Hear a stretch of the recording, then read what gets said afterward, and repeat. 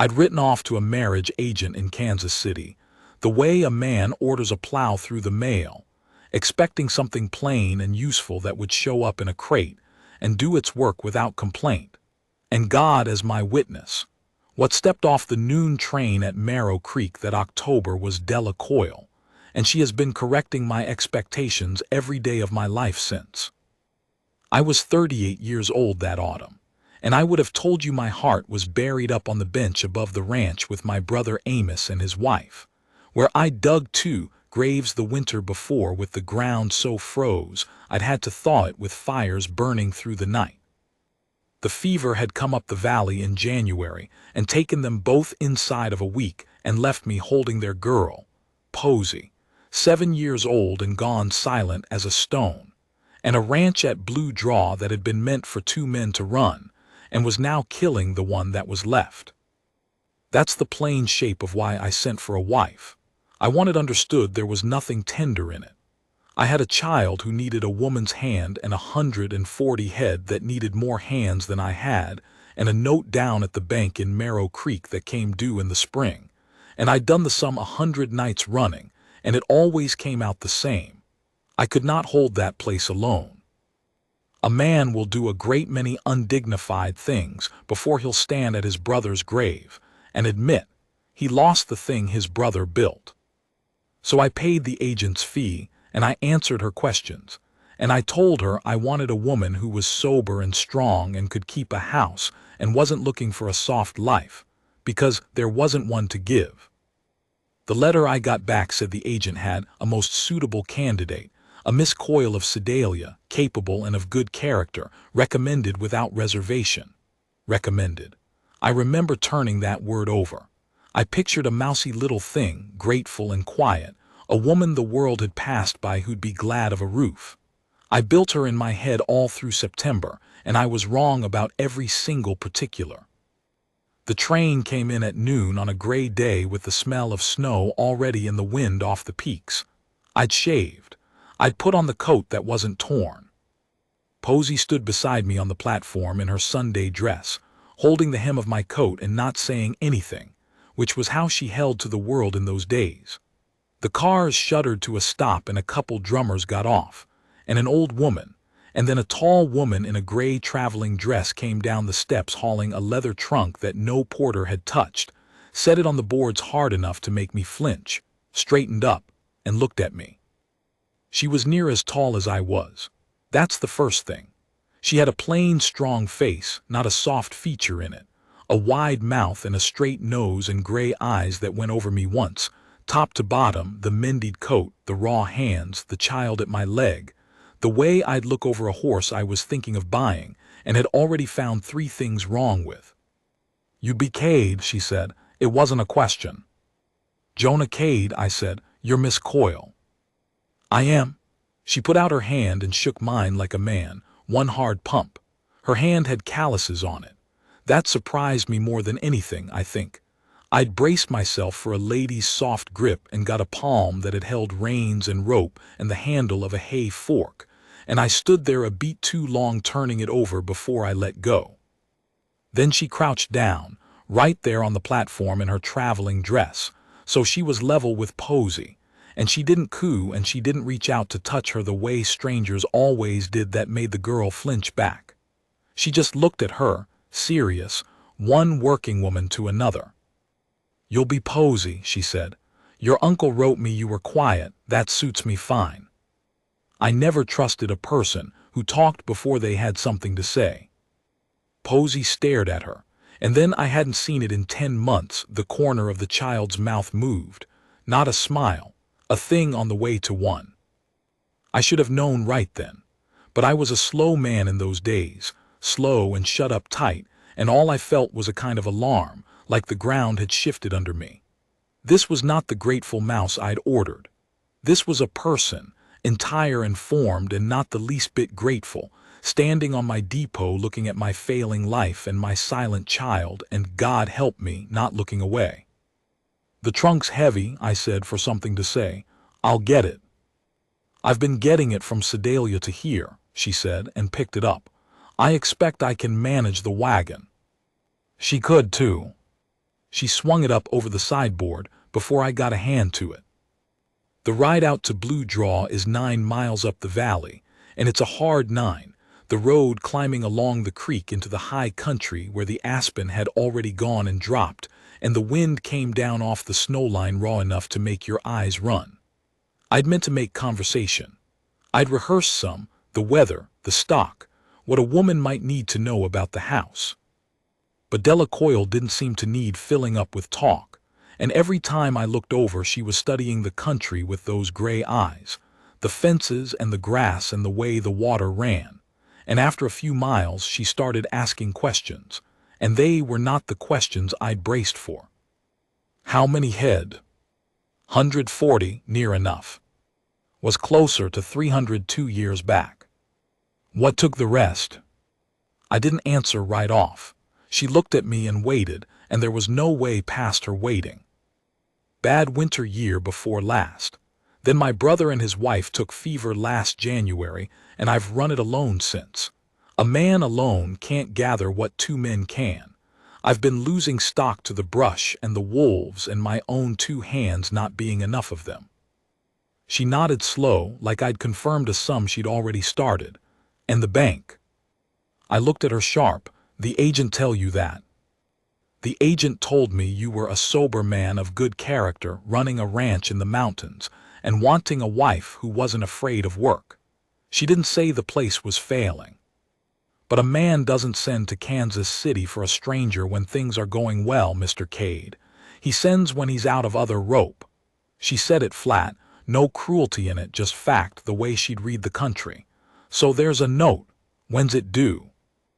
I've been asked hard questions by hard men. I'd never in my life had a woman I'd known 2 hours look at me and lay my ruin out on the wagon seat between us like she was counting change. I felt the heat come up my neck. April, I said, and it's my business. It's about to be mine if I marry you, she said. I didn't come west to walk into a house that'll be sold out from under me in the spring. I came for a life. I'd like to know what kind of life I'm looking at before I stand up in front of a preacher and swear to it. I pulled the team up. Right there in the road, with the wind coming down and Blue Draw still 2 miles off. I was angry, and under the anger was something worse, which was shame. And under the shame, though I couldn't have named it then, was the first faint feeling that I had gotten hold of something I did not understand and could not send back. Then maybe you got on the wrong train, I said. She met me level. She wasn't afraid of me. I've thought since that she'd spent 31 years around men who thought their size or their temper made them the last word, and she'd learned early that it didn't, and it had cost her. It had cost her a whole town's good opinion, as I'd come to learn, but it had left her with a spine you couldn't bend by frowning at it. I don't run from a hard job, Mr. Cade, she said. My father died 4 years back and left me a livery and freight yard in Sedalia and a stack of debts, and the whole town waited for it to fold, and for me to come begging or marry the first man who'd have me. It didn't fold. I ran it. I ran it 7 years, in truth, 3 while he was sick, 4 after, and I paid the debts and I built the trade. And I'd have died in that yard an old woman if my uncle hadn't come home from the war a drinking man and taken the deed by law because I was a woman and it should never have been in my name. That's why I'm on your wagon. Not because I'm afraid of work, and not because I'm grateful, and not because nobody wanted me. A couple men wanted me fine. They just wanted the yard more. I'm here because I want a place that's mine, that can't be taken by an uncle or a court, and a partner who will pull his weight beside me. If Blue Draw is a sinking ship, tell me now and I'll ride the stage back and we'll shake hands and part friends. But don't tell me I got on the wrong train because I asked you a plain question about money. I've never once been sorry I asked about money. I sat there a long moment with the wind pushing at us and the team stamping. Posey had come up between us on the seat somewhere along the road, quiet as ever, and she was looking back and forth between us like she was watching weather. It's not sunk yet, I said finally, and it was more than I'd said true to anybody in 10 months. But it's taking water. I won't lie to you about that. If I don't turn it by spring, the bank takes it. Della Coyle nodded once, like I'd finally given her a straight figure. All right, she said, then drive on and let me see it. I've turned a worse thing than a ranch. I clucked the team on. And that is the honest beginning of it, not a soft thing, not a grateful thing. A woman I'd sent for sight unseen laying my failure bare on a cold road and telling me to drive on. I have loved her for a great many things over the long years since. I think I first started, without knowing it, right there, for the fact that she looked at the sinking ship and did not get off. Blue Dross sat where the valley pinched in under a long red bench of rock. The house and barn and pole corrals my brother and I had raised with our own hands the first year we came up from Texas, low and stout, and made to hold heat. It looked worse than I wanted a stranger to see it. The winter and my being one man had told on it. A corral rail down, the barn door hanging on one hinge, the woodpile too low for what was coming, the garden gone to weeds behind the house. I felt every fault of it as we came up the track, felt it the way you feel a wound when somebody looks at it. Della looked at all of it. She didn't say anything for a while. Old Emmett Rue, the one hand I still kept on, came out of the barn wiping his hands, an old Texas man near 70 with a bad hip, and he took his hat off to her, which he did for no woman I'd ever seen, and she nodded to him grave and asked him his name and remembered it every day after. Then she climbed down off the wagon, still in her traveling dress, walked to the corral, and set the down rail back up in its socket by herself before I'd even got the team unhitched. "Miss Coyle," I said, "you don't have to." "It was down," she said, as if that settled it, and it did. That's how it went. I'd braced myself for a wife I'd have to gentle along, and instead I spent that first week trailing a step behind a whirlwind. She'd asked for the trial before she'd marry me. That was her condition, laid out plain that first night over supper, with Emmett there for a witness like she wanted it said in front of somebody. She'd stay through the winter. She'd have her own room. She'd work the place as if it were her own, and I'd give her a fair share to say in how it ran. And come spring, if we suited, we'd stand up before the preacher. And if we didn't, I'd give her the stage fare and a fair wage for her winter's work, and we'd part with no hard feeling. Her terms, every one. I'd sent for a wife I could count on the way you count on a hired thing, and instead I'd got a partner who negotiated me down like I was the one applying for the position. I agreed to all of it. I want to be honest that I agreed partly because I was in no position to argue and partly because some part of me, watching her set that corral rail, had already decided I'd be a fool to let her back on the train. The snow came the second week, the real snow, the kind that shuts the valley up till spring, and that was when I learned what I'd got. I'd hired hands over the years, good ones and lazy ones, and I'd never in my life worked beside anybody who saw a ranch whole the way Della did. She'd run a freight yard, and it turns out a freight yard and a cattle ranch aren't so different in the bones. It's stock and feed and weather and money and men, and keeping all of it moving without any one part starving the others. Inside of a month she knew my books better than I did. I'd been afraid to look at them straight for a year.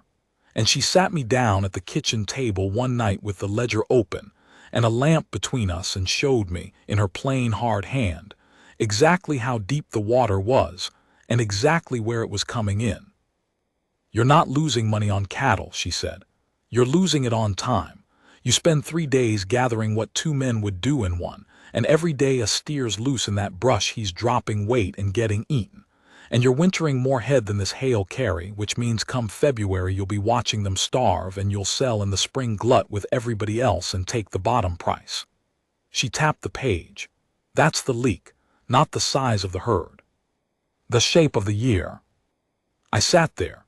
No man had told me a true hard thing in a friendly way in a long time, and it did something to me I wasn't ready for.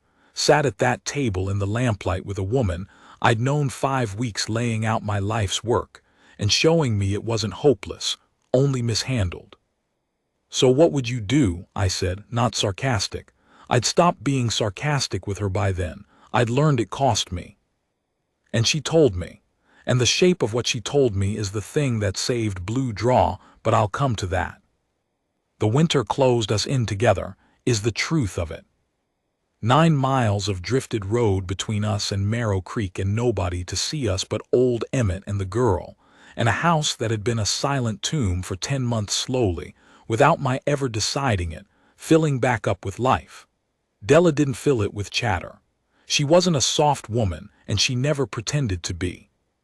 But she filled it with doing, the smell of bread again, the sound of the ledger pages, her boots on the floor before dawn, her voice low and even out in the barn talking to the horses, which she did the way some people pray. And she filled it, God knows how, with Posy. I'd worried over that child till I couldn't sleep. She'd gone dark inside after her folks died, and I hadn't known how to reach her. I was her uncle, not her mother, a hard man with hard hands who didn't have the first idea what to say to a grieving little girl, and I'd watched her go quieter and quieter all that year and been helpless as a post. I'd half hoped a wife would fix it. I'd been ashamed of hoping that, like I was handing off a thing I should have been able to do myself. Della didn't fix it. That's what I came to understand about her. She never once tried to fix Posy, never tried to be her mother or make her forget or hurry her through her grief on somebody else's schedule. She just made room. She'd hand the girl a wooden spoon and let her stand on a chair and stir. She'd take her out to the barn and let her hold the lantern while she doctored a horse and explain what she was doing in that low, even voice like the child was a grown hand worth teaching. She never asked Posy to talk. And so, of course, along about December, Posy started to talk. I remember the night it broke open. We were at supper, the 3 of us and Emmett, and Della was telling some dry story about a mule she'd owned in Sedalia that had learned to open the corral gate and let all the others out for spite, and Posy laughed. Out loud. A real child's laugh, sudden, like water finding a crack, and then she clapped her hand over her mouth like she'd done something wrong, like laughing was a thing that wasn't allowed anymore in a house where her mother had died. And Della, without missing a beat, without making a thing of it, just reached over and took the child's hand down gentle from her mouth and said, "That mule would have liked you. She only ever let out the good ones," and went right on with the story. I had to look down at my plate. I was a grown man, and I had to look down at my plate and work my jaw a minute before I could trust my face. When I looked up, Della was watching me across the lamplight, and she didn't say anything, but something passed between us in that look that I had no name for and had not felt since before the graves. I think that was the night the thing in me that I'd buried up on the bench started, without my leave, to dig itself back out. There was a day in January I'll carry to my own grave. I'd gone out early with Emmett to break ice on the stock tanks, and I came back past the bench where the 2 graves were, Amos and his Mary, under the red rock where I'd buried them. And there was somebody up there in the snow. I about went for the rifle before I saw it was Della, in her heavy coat, kneeling in the drift by the wooden markers. I rode up slow. She'd cleared the snow off both graves with her hands. She'd found, I don't know where in January in that country, a few sprigs of juniper and some of the dry everlasting that grows in the rock, and she'd laid them at the head of each grave, my brother's and his wife's, tidy, the way you'd tend a thing you loved. She heard me come and didn't get up, didn't act caught. She just stayed kneeling a moment more, then stood and brushed the snow off her knees. "I found them cleaning the fence line back in November," she said. "Nobody'd been up. I've been meaning to. A grave shouldn't go untended just because the ground's hard." She looked at the markers. "You did these yourself." "In January," I said. My voice didn't come out right. "Ground was froze, took me 3 nights of fires." She nodded slow, looking at my brother's name that I'd cut into the wood with a knife those 3 terrible nights. "You loved him," she said, "not a question." "He was the best of us," I said. "Come up from Texas with me when we were young and had nothing but 2 horses and more nerve than sense. This whole place is his more than mine, his idea, his sweat. I've been," and I stopped because I'd never said the next part to a living soul, but she waited up there in the snow by the graves in that way she had, and there was no going around her waiting. I've been trying not to lose it because it's the last of him, I said, and I've been losing it anyway, and I think that's the thing I couldn't stand, not the money, him watching me lose it. Della Coyle looked at me a long moment, and then she did a thing she'd never done and I'd never asked. She reached out and put her calloused hand on my arm just above the wrist, the way you'd steady a spooked horse, and she left it there. "You're not going to lose it," she said. "We're going to turn it. I've told you the shape of the year and you're a smart enough man to see it's right, and there's the two of us now and Emmett, and I've never once failed to turn a thing I set my mind to. You hear me? He's not going to watch you lose it. He's going to watch you save it, and if there's any watching where he is, he's going to watch a hard, sharp woman he never met haul it out of the ditch beside you, and I hope it galls him a little." I laughed. God help me, standing over my brother's grave in the snow, I laughed, a rough bro-coping sound I didn't know I had left, and Della's wide mouth went up at the corner, and she left her hand on my arm, and the wind came down off the bench cold as judgment, and I didn't feel it at all. That was the day. I'd have married her that afternoon if she'd have had me, but she'd made her bargain the whole winter, then the choosing, and she held to it, and I understood by then that her holding to her own word even against her own wanting was a piece of the very thing I'd come to, I'll say it, to love. So I said nothing. I carried it, and I let the winter run. I'd be a liar if I told it was all thaw and no storm. There was a bad stretch in February that near broke us. A blizzard came down the valley that shut the world to a white roar for 3 days, and in the middle of it, the whole east string of cattle drifted before the wind and piled up in a coulee against the drift fence, 40 head and more, and if we didn't get them turned and moving they'd smother against each other and the snow, the way stock will in a storm.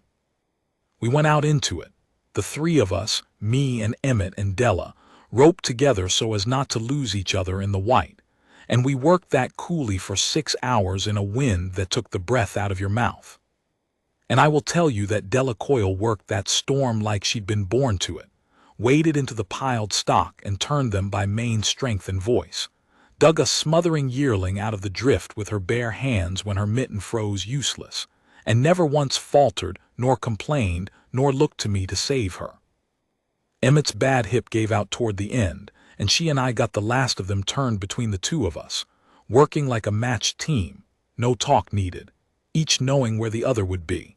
And when we finally drove the last of them up out of the coulee toward the barn and stood there heaving in the white, snow to our thighs half froze, 40 head saved that I'd have lost alone, she looked at me through the ice on her lashes, and she was, I have no other word, she was glad. Not glad it was over, glad she'd been in it, glad of the work and the danger and the saving. And I thought, I have found the one woman in the world made exactly for this hard country, and she came to me by mail, recommended, in a crate I very nearly didn't open. So you'd think it was settled. It wasn't. Because I was a fool, and because the thing that had broke me open at the graves had also woke back up an old fear I'd thought the fever had killed along with everything else. The fear of a man who's lost the people he loved and has decided, down in the marrow where he doesn't even argue it, that loving is a thing that gets punished, that anything he sets his heart on gets taken. And as the winter wore toward March and the choosing came near, and the note came nearer, that fear got its hands around my throat. Because here is what I told myself, lying awake those March nights.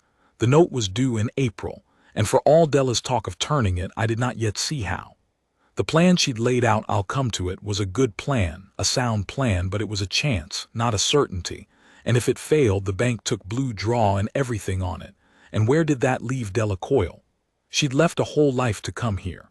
She'd built a trade twice from nothing and had it taken twice by men and law.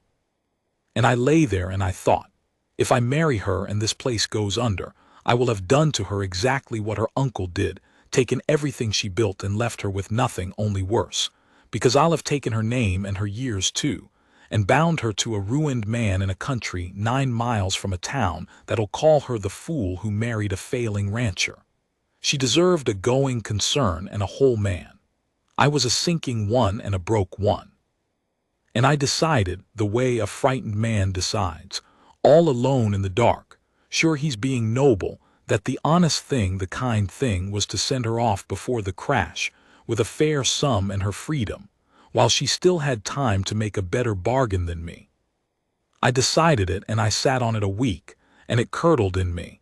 And then one evening in the second week of March, when the eaves were dripping the first thaw and the choosing was maybe 3 weeks off, I told her. I told it badly. I've never done a harder or a worse thing in my life.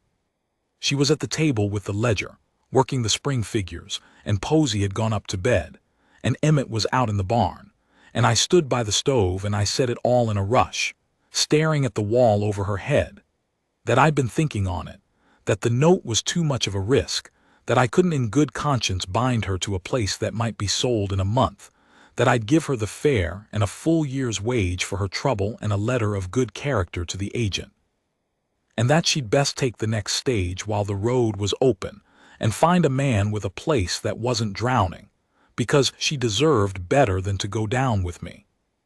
I got it all out, and then I made myself look at her. She'd set down her pen, she was very still, and on her plain, strong face there was a thing I'd never seen there in 5 months. Not anger, not yet, but a kind of terrible quiet, the quiet of a person who has just watched somebody she trusted turn into somebody else. "Say that last part again," she said low. "Della, say it again. The part where you decided what I deserve and made my choice for me and packed my trunk in your head all by your lonesome without asking me one single word." And then the anger came up, and it was worse than any storm in the coulee, because it was cold. "I have had my life decided for me by men my whole life, Jonah Cade," she said, and she stood up from the table, and she was as tall as her fury. "My father decided I couldn't have the yard in my own name and put it in a way that let my uncle take it. My uncle decided I was a woman and a court would side with him, and he was right. Every man in Sedalia decided I was too plain and too sharp to want and too proud to marry down, and passed me by for softer girls, and never once asked what I wanted, because it never occurred to a one of them that a woman might have a want of her own. And I came out here, I crossed half a country to a stranger. I laid my whole self bare to you on a cold road the first hour I met you. I worked your ruin down to a plan and dug your cattle out of a drift with my bare hands, and tended your brother's grave and taught your girl to laugh again. And I did all of it because, for the first time in my life, I'd found a place I chose and a man I was starting to." And here her voice caught, one time, the only time, and she mastered it. "And you sat in the dark and decided on your own that I couldn't be trusted to choose my own risk. You did the exact thing they all did. You just dressed it up as kindness. And that, Jonah, is the one thing I will not forgive if you make me get on that stage, not the ruin, not the money, not the hard winter. That you decided for me, that you didn't ask." I stood there by the stove, and I have never felt so small in all my days. "I was trying to do right by you," I said, and even to my own ears it was weak. "Then do right by me," she said, "and ask me. Ask me straight, like I'm a person and not a horse you're too poor to keep. Tell me the true odds, all of them, the way I've told you every hard figure all winter, and then ask me what I want to do, and then, this is the hard part, Jonah, this is the part your whole grieving, frightened self doesn't want to do, believe me when I answer." So I did. I sat down at the table across from her in the lamplight, and I laid it all out true, the way she'd taught me to lay out a figure. I told her the note was $1,100 due in April. I told her that her plan, and here I'll finally say what it was, that her plan was to stop wintering more head than the hay would carry, to sell the excess steers now in March, not into the spring glut, but early to a beef contractor she'd learned was buying for the 2 army posts and the stage line to the south, at a fixed price by the head, and to take the freight and remount know-how she'd built in 7 years running a livery yard and turn the ranch's spare stock, and her own hand at horses toward a Ramountain freight contract for that same stage line, which was crying for sound horses and hay and had money and no supplier up this valley. A thing I'd never have seen in 100 years and she'd seen in a month, because she wasn't a cattleman, she was a businesswoman. And she looked at Blue Draw and didn't see a failing cow outfit. She saw a going concern that happened to have cattle on it. I told her the plan was sound, and that if the early sale and the contract both came through we'd clear the note and more, and that if the sale came through and the contract didn't we'd just clear it, and that if the contractor had already bought elsewhere by the time the road opened, we'd fall short and the bank would take it.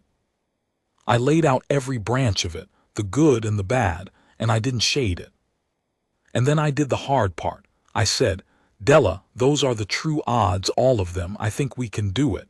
I'm not certain. If you stay and marry me, you're staking your years on a thing that might fail. If you go clean, with money and your name and time to make a better match. I've told you every figure.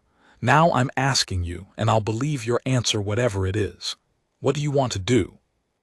She looked at me across the lamp for a long moment, and the terrible quiet had gone out of her face, and something else had come into it, something I'd hoped for and not let myself hope for. I want to go to town Monday, she said, and beat that contractor to his order before he buys south. And I want to stand up in front of the preacher the Sunday after, note or no note, so that whatever happens in April happens to the both of us together as it ought to. That's what I want, Jonah. That's what I've wanted since about the second week of December, if you want the truth, which I don't imagine you do, being a man. Her mouth went up at the corner. You want to know, did you almost ruin it, deciding my life for me by the stove? You near about did. Don't ever do it again. But no, you didn't ruin it, because you sat down just now and you asked. That's all I ever wanted from any of them, and you're the first one that did it. Now put out the lamp and go to bed. We've a contractor to rob Monday, and I need you sharp. I did not sleep that night, but not from fear. I lay awake in the dark of the room that had been my brother's, and I listened to the eaves drip the thaw. And for the first time since the fever, I let myself think of the spring like it was a thing that might be good. We went to town Monday. The road was still bad, but we made it, the wagon and the two of us, and Della sat across a table from the beef contractor, a hard, close-fisted man named Hollis Teague, who also, it turned out, held a leon or two around the valley and had had an eye on Blue Draw for the water on it and would just as soon have seen me fail. And I watched my recommended bride, my mail-order wife, take that man apart across a table like she was carving a Sunday roast. She knew his numbers before he said them. She knew what the posts were paying and what the stage line was short, and what a sound remount was worth in a year the cavalry was buying. And she'd found it all out through Emmett's cousin who freighted south, and through 2 letters she'd sent in February that I never even knew about. And by the time she was done, Hollis Teague had signed a fixed-price order for the excess steers, and a season's freight and remount contract for the stage line at terms that made his own jaw tight.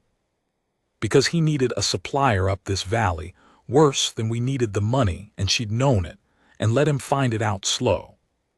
We walked out of that office into the March sun with the note as good as paid and a business standing where a failing ranch had been, and I stopped Della right there on the boardwalk in front of the hole of Marrow Creek, and I did the one thing I should have done weeks before and hadn't had the courage.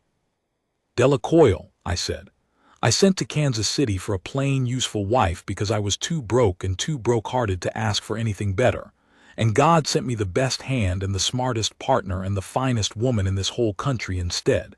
And I have been a slow, frightened fool about it every single day since October, and I'd like to spend the rest of my life making up for the slowness. Will you marry me? Not for the note, not for the ranch. Not for Posey, though she'd choose you over me and be right to. For me, because I love you, and I have since the day you set that corral rail up by yourself and looked at my sinking ship and didn't get off. Will you have me? There were people stopped on the boardwalk. She didn't care, and neither did I. Her gray eyes had gone bright, the only time I ever saw them do it in public, and her wide mouth came all the way up into the smile I'd waited on all winter. "I already told you Saturday I would," she said, "but it's better you asked. It's always better you asked." And she took my face in her two calloused hands, right there in front of the whole town that had called her too plain and too sharp to want, and she kissed me. We married that next Sunday in the little church at Marrow Creek, with Emmett standing up for me and Posey holding the flowers, and we paid the note in April with room to spare, and Blue Draw did not go under. It did the opposite. Under Della's hand it grew into the best-run outfit in the valley, cattle and horses and the freight line both, her at the ledger and the two of us on the range, and Emmett running the barn till his hip finally quit him. And by the time the railroad came through 5 years on, we were the ones selling to it instead of the other way around. She never did become a soft woman. I never wanted her to. She stayed tall and sharp and dry-humored to the end of her long life, and she ran that place and me and half the county with a plain hard hand, and never once let me decide a thing for her again. And I thank God for it, because every good thing I have came from a decision she made, and I'd only have got in the way of. Posey grew up calling her. She never called her mother, and Della never asked her to. Somewhere that first spring the girl took to calling her Aunt Della, which was true, and then just Della. And then one day when she was maybe 10, out of nowhere in front of the whole supper table, she called her my Della, like a thing she'd decided and settled, my Della. And Della set down her fork and looked at that child a long moment with her face doing the thing it almost never did, and said, "That's right. Yours," and picked her fork back up, and that was the whole of it, and it was everything. I'm an old man now, and Della's been gone 2 winters, and I've had a good long while up here to think on how it all fell out. How I sat down and wrote to a stranger for the plainest, cheapest, most useful wife I could get, braced for a mouse, wanting nothing but a hand to help me hold my dead brother's ground. And how the train doors opened and out stepped the whole of my life, hauling her own trunk, sizing me up, recommended without reservation, and nothing at all like what I'd asked for. The agent's letter had it right in the end, though not the way I read it that first September. Recommended. I've thought 100 times I ought to have known from that one word. A man doesn't get recommended a mouse. You recommend the good ones. You recommend the one you'd stake a life on. I staked mine. Della Coyle turned out to be nothing in the world I expected. She turned out to be everything I'd have never had the sense to ask for.